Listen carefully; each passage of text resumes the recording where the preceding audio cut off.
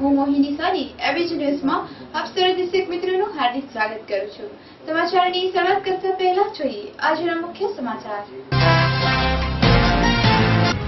રાજકોટમાં ત્રિકોણબાગ ખાતે ટ્રાફિક લાઇટનો ટાઈમર બંધ હોતા ટ્રાફિક જામ। અવારનવાર રજૂઆતો છતાં ચક્કાજામની સ્થિતિ સર્જાઈ।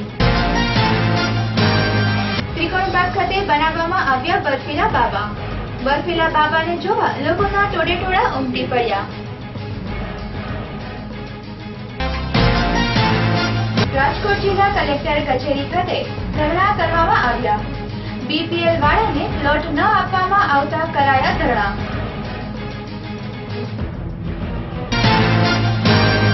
આ હતા આજના મુખ્ય સમાચાર। હવે સમાચાર જોઈએ વિસ્તારથી। રાજકોટમાં ત્રિકોણબાગ ખાતે ટ્રાફિક લાઇટ ટાઈમર બંધ હોવાથી ચક્કાજામની સ્થિતિ સર્જાઈ।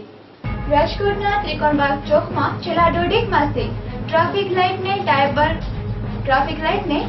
બંધ હોવા અવારનવાર ચક્કાજામ જેવી સ્થિતિ સર્જાતી હોય છે, જેથી પ્રજાને પારાવાર હાલાકી ભોગવવી પડે છે। સમાજસેવી સંગઠનોની અનેક રજૂઆતો પછી પણ તંત્ર કુંભકર્ણની જેમ ઘોરતું હોય તેવું પ્રતીત થાય છે, ત્યારે ટ્રાફિક પોલીસના અધિકારીઓ તંત્રવાહકો પ્રજાને પડતી હાલાકી પ્રત્યે થોડું ધ્યાન આપે તેવી લોકમાંગ ઉઠી છે। ત્રિકોણબાગ ચોક શહેર મધ્યે આવેલા કોઈ ટ્રાફિકની સતત ધમધમતો ચોક હોય ત્યાં ટ્રાફિકની સમસ્યા બેહદ બગડી છે। ટ્રાફિકના આડેધડ નિયમને બંધ ટ્રાફિક સિગ્નલોને કારણે અનેકવાર નાના મોટા અકસ્માતો સર્જાતા રહે છે, તો આ બાબતે તંત્ર શક્ય એટલી ઝડપથી પગલાં લઈ પ્રજાની હાલાકી નિવારે તે ઈચ્છનીય છે। અહેવાલ પિયુષ પખરિયા સાથે એબીજ ન્યૂઝ રાજકોટ। ત્રિકોણબાગ ખાતે ટ્રાફિકની કેવી સમસ્યા રહે છે? ત્રિકોણબાગ ચોક રાજકોટમાં એવી જગ્યા છે જે મોટા ભાગે ટ્રાફિકથી ધમધમતો રહે છે। અહીંયા ટ્રાફિક લાઇટ અને ટાઈમર છેલ્લા દોઢેક મહિનાથી બંધ છે, જેને લીધે પબ્લિક અથડાઈ કૂટાય છે।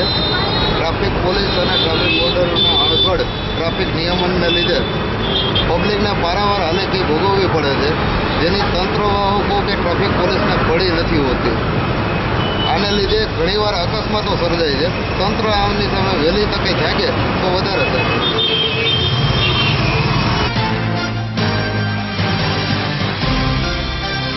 રાજકોટમાં ત્રિકોણબાગ ખાતે બનાવવામાં આવ્યા બર્ફીલા બાબા।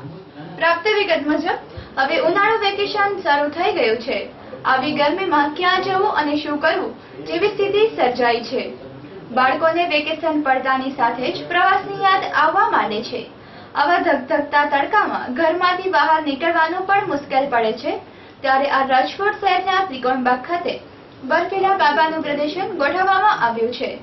ત્રિકોણબાગના શાસ્ત્રી મેદાનમાં બાળકોના બોરિંગ સમયને રમૂજ બનાવવા માટે એક બર્ફીલા બાબાનું આયોજન કરવામાં આવ્યું છે, જેને જોવા માટે લોકોના ટોળેટોળા ઉમટી પડ્યા છે।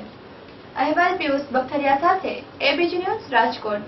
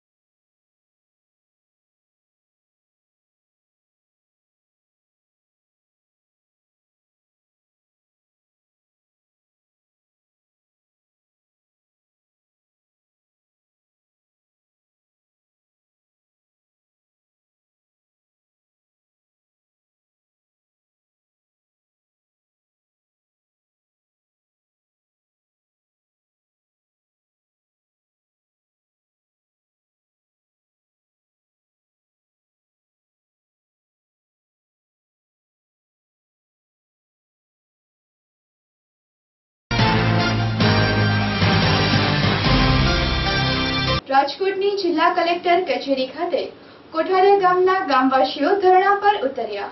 પ્રાપ્ત વિગત મુજબ સરકાર દ્વારા બીપીએલ કાર્ડ ધારકોને કે જે ગરીબીની રેખા નીચે આવે છે તેમને પ્લોટ ફાળવણી કરવામાં આવી છે, પરંતુ અત્યાર સુધી આ બીપીએલ કાર્ડ ધારકોને પ્લોટની ફાળવણી કરવામાં આવી નથી. તેમના આ પ્લોટ હજુ સુધી તેમને શા માટે નથી મળ્યા તે વિશે અનેકવાર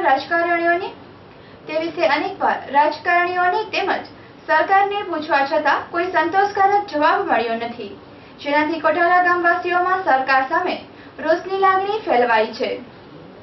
કોઠારા ગામવાસીઓ ગરીબોને તેનો હક અપાવવા માટે કલેક્ટર કચેરીએ પહોંચી ધરણા કરે છે. જોઈએ આ ધરણાની કેટલીક અસર સરકાર પર પડે છે. અહેવાલ પિયુષ બખતરિયા સાથે એબીજી ન્યૂઝ રાજકોટ.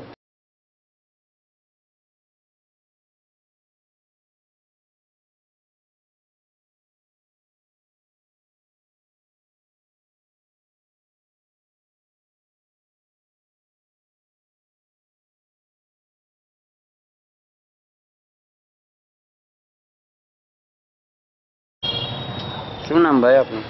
અનવર ઇસ્માલભાઈ દલ. હું રહું છું નુરાનીપરામાં, અને જે કોઠારિયા ગ્રામ પંચાયત ગામતળની જમીનમાં 350 પ્લોટનું આયોજન કરેલું છે, જેમાં બીપીએલ અને 50 લોકોને આ પ્લોટ આપવાના હતા, જેમાં ખૂબ જ ગેરરીતિ થઈ છે અને મોટું કૌભાંડ થયેલ છે.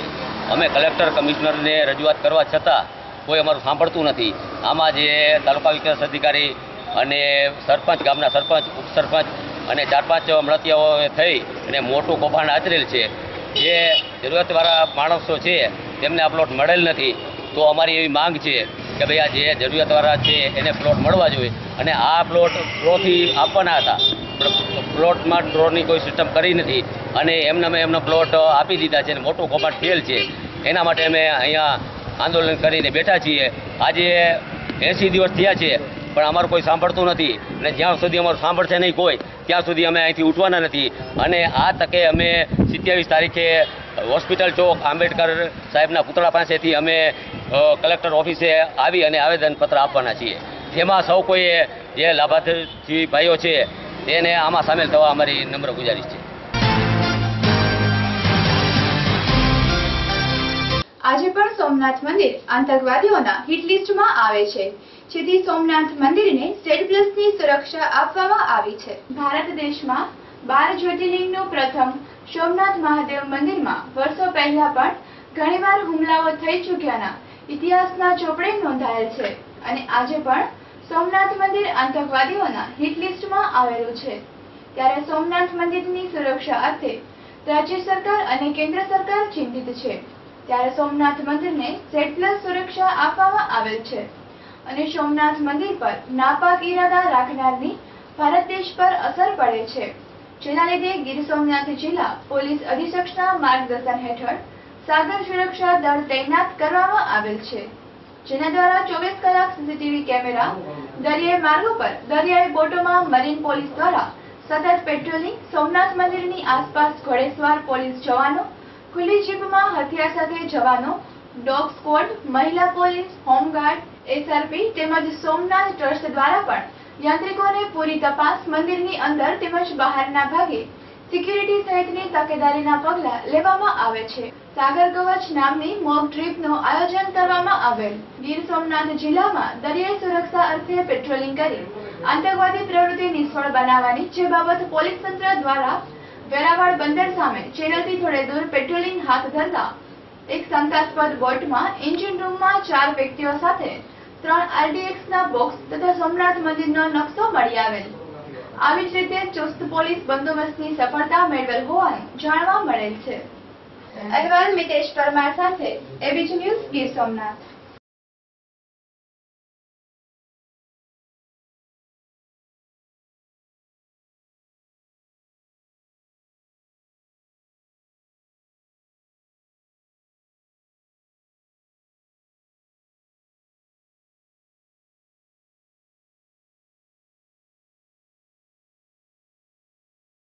तो सोमनाथ मंदिर का संघर्ष का इतिहास हिंदुओं के बड़ी संघर्ष की गाथाओं के साथ जुड़ा है। अंतिम बार जीर्णोद्धार 21वीं बार करवाने का श्रेय तो सरदार पटेल और भारत के राष्ट्रपति राजेंद्र बाबू को जाता है।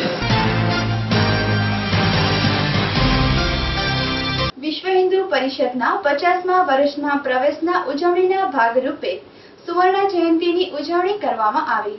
સમગ્ર દેશમાં વિશ્વ હિન્દુ પરિષદ દ્વારા ઉજવવામાં આવતા વિહિપના 50મા વર્ષમાં પ્રવેશની ઉજવણીના ભાગરૂપે વિશ્વ હિન્દુ પરિષદના સુવર્ણ જયંતિની ઉજવણી અંતર્ગત આજરોજ વિશ્વ સુપ્રસિદ્ધ સોમનાથ મહાદેવને શીશ ઝુકાવી વિહિપના આંતરરાષ્ટ્રીય કાર્યાધ્યક્ષ ડોક્ટર પ્રવીણ તોગડિયાએ સોમનાથના સાનિધ્યમાં ગુરુકુળ ખાતે હિન્દુ સમસ્ત સંમેલન યોજ્યું હતું, જેમાં સનાતન હિન્દુ ધર્મ વિશે ઉચ્ચ નીચ અને અસ્પૃશ્યતાના મુદ્દે પ્રવચન કરાયા હતા અને રાષ્ટ્રની સુરક્ષા, સલામતી અને ગૌરવ માટે દરેક હિન્દુઓને જાગૃત થવું જોઈએ। ભારતમાં રહી દેશ મનોવૃત્તિ ધરાવતા તત્વો સામે લાલાખ કરવી જોઈએ અને દેશમાં રહેલા અલગતાવાદી તત્વો પર પ્રવીણ તોગડિયાએ પ્રહાર કર્યા હતા। અહેવાલ મિતેશ પરમાર સાથે એબીજી ન્યૂઝ ગીર સોમનાથ। હવે સમાચાર પૂર્ણ કરતા પહેલા જોઈએ મુખ્ય સમાચાર ફરી એકવાર। રાજકોટમાં ત્રિકોણબાગ ખાતે ટ્રાફિક લાઇટનો ટાઈમર બંધ હોતા ટ્રાફિક જામ। અવારનવાર રજૂઆતો છતાં ચક્કાજામની સ્થિતિ સર્જાઈ। ત્રિકોણબાગ ખાતે બનાવવામાં આવ્યા બર્ફીલા બાબા। બર્ફીલા બાબાને જોવા લોકોના ટોળેટોળા ઉમટી પડ્યા। રાજકોટ જિલ્લા કલેક્ટર કચેરી ખાતે ધરણા કરવામાં આવ્યા। બીપીએલ વાળાને પ્લોટ ન આપવામાં આવતા કરાયા ધરણા।